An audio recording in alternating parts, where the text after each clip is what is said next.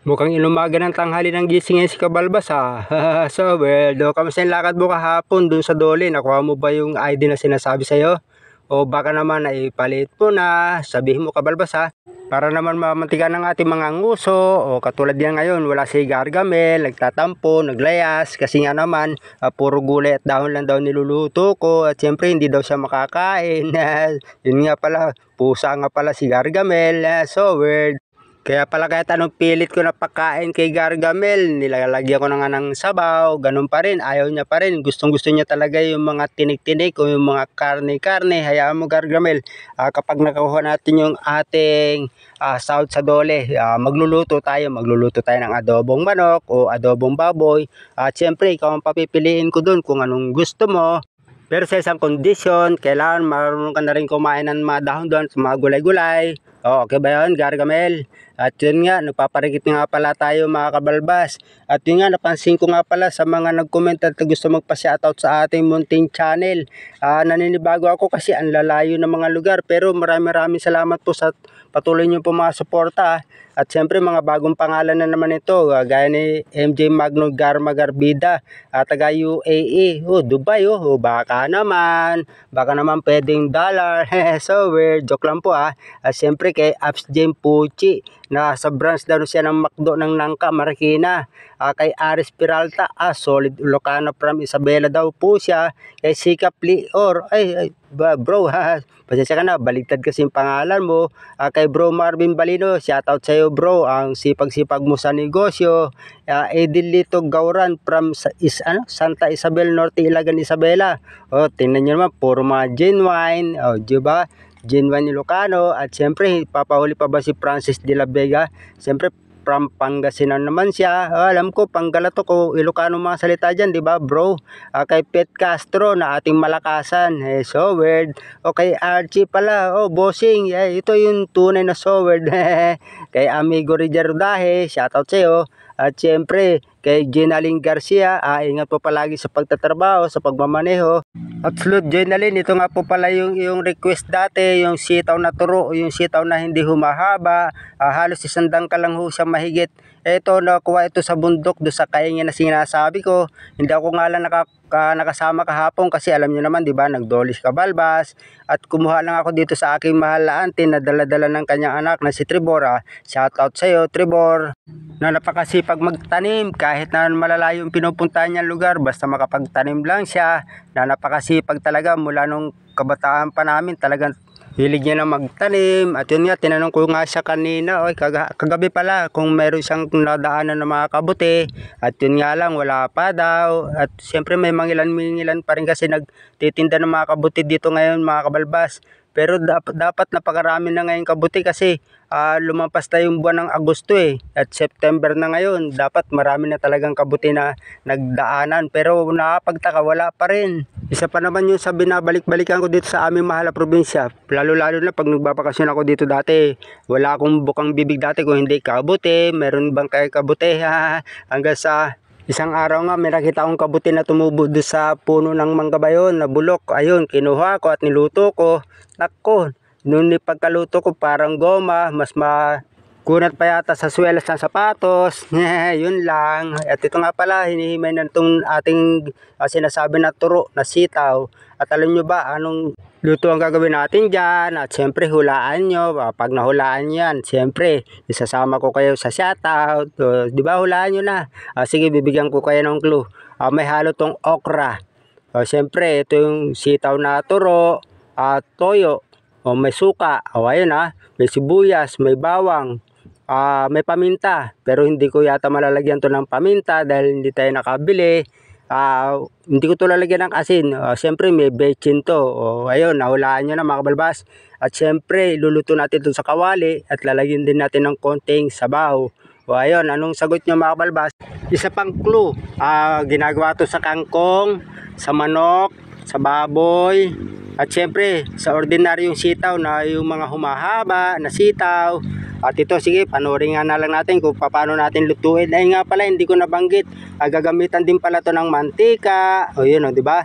Sobrang init na nung kawali natin. Talagang umuusok-usok pa. Pero hindi umapoy. Buti hindi nga umapoy dahil nakakatakot yung pag umapoy. Dahil alin nyo naman yung aking kusina. Yung paligid niya, puro kawayan lang. Madali lang maglihab. So weird. Ay nga pala. Nilagyan na natin dire-diretso yung sibuyas, bawang. Pwede naman pala pagsabayan to. Dati-dati kasi inuuna ko yung bawang. Tapos madaling masunog. At yun nga, nilagyan na natin yung sitaw na turo. Ayan kasi request yan ni Jenaline Garcia. Kanina na shoutout ko na rin siya. Pero nabanggit ko na rin ulit yung pangalan niya. Ito na po yung Lods. Yung sinasabi mo pong sitaw na turo. Wala po kasing tanim dito ngayon sa kapatagan nito Kaya nasa taas lang doon sa bundok. Yun nga, hindi pa ako nakasama kahapon para may pakita po sa inyo kung paano talaga ito pitasin. At alam ko po na hindi nyo pa po ito nakita itong puno na yata ito siguro. Kasi napakatagal nyo na po dyan sa lugar na pinagtatrabaho niya sa Australia. Siyempre, nabanggit ko na rin lang naman yung salitang Australia. Shoutout na rin po sa mga iba't ibang lugar na bansa na may mga OFW na nanonood ng aking munting mga video. Sana po nag-i-enjoy po kayo kahit papaano at nakikita nyo pa rin po yung ilang bahagi ng mga lugar dito sa mga probinsya at nakaka-relate po kayo sa ating mga ginagawang mga pagluluto o pagkakain po ng mga gulay-gulay, ng mga dahon-dahon na minsan po ay so weird. Pasensya na po. At yun nga, siyempre nilagyan na po natin ng toyo ito at suka na rin, sinunod na rin natin. Pero nilagyan natin yung suka, malambot na yung sitaw.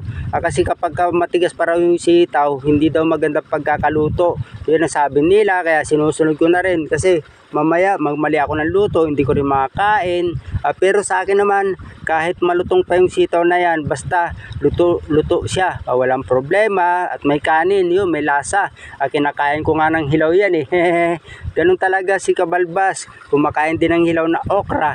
Pero yung mga ibang gulay, hindi ko pa po nakakain na hilaw kasi hindi ko pa nasubukan, katulad nung repolyo. Pero minsan tumitikim ako nung kasalang medyo mapait po siya. Kaya kailangan po talagang lutuin. Ayun nga pala, yung talbos ng kamote, may nakita pa ako nung kinakain niyang hilaw. Pero sinasabay niya po sa karne. At siyempre gagayahin din natin minsan yun. Basta ang importante malinis po yung pagkapa-prepare ng pagkain. At para wala pong nakukuha mga mikrobyo o bakterya. Di ba? Hindi lang naman ang mahalaga dun Ay nga pala, nagsasandok na po tayo ng ating kakainin ngayon na for today's video, adobong sitaw na may okra. Nakakain na ba kayo ng ganitong klase mga Kabalbas, na ganitong klaseng ulam? Ngayon pa lang ito nakita. Sa bagay, ako rin kasi ngayon ko lang ito nalaman na pwede pala pagsamahin yung okra at sitaw bilang isang adobo. Ayun, sinasandok na natin at siyempre hindi ko ito pakita sa inyo ng malapitan, kaya tingnan nyo. Pero sandok muna tayo pala ng kanin bago ko pakita sa inyo yung malapitan nitong pagkakaluto ng ating tinatawag na adobong turong sitaw na may okra. At siyempre sa amoy pa lang ulam na. Siguro kung meron pa tong taba ng baboy, naku, napakasarap nito at may mga pampalasa pa. Pero simpleng adobo lang naman to. Ayan, di ba nakita nyo? Pagka naamoy nyo lang to siguro, so weird, matatakam din kayo. Ayun, kain na tayo mga Kabalbas. At siyempre unang subo sa inyo. At hindi ko kayo palagi nakakalimutan. Siyempre kapag wala kayo dyan, wala rin pong gana si Kabalbas kumain. Di ba? Yun nga pala si Gargamel, di ba? Wala. Kasi nga gulay na naman yung nuluto natin. Kanina tinatawag ko siya kahit anong tawag ko. Talagang ini-snub niya ako at tumakbo siya doon sa may bukid, doon sa may manian ang gawing pinupuntahan niya. Ayun nga pala, sa may manian baka makakuha tayo bukas doon sa pinag-anihanan nila kasi sabi ng may-ari, pwede na raw akong kumuha doon. Yung mabunot ko daw sa akin na lang daw. Ayun, ganun kabait yung may-ari na yun. Siyempre, shoutout ko na rin yun, si Uncle Gallo. Shoutout po sa iyo na napakasipag talaga magtatanim ng mga gulay-gulay, mga mani dito sa kanyang garden. Ayun, kung nakikita nyo, nakakatakam kumain, lalong-lalo na, di ba? Pag pinagmamasdan nyo, subo-subo.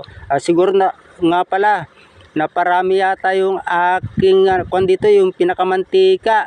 Pero tama-tama lang, hindi ko na rin naman sinabawan yung pinakakanin natin Kaya yun, tama-tama lang yung balanse lang yung pinakalasa niya.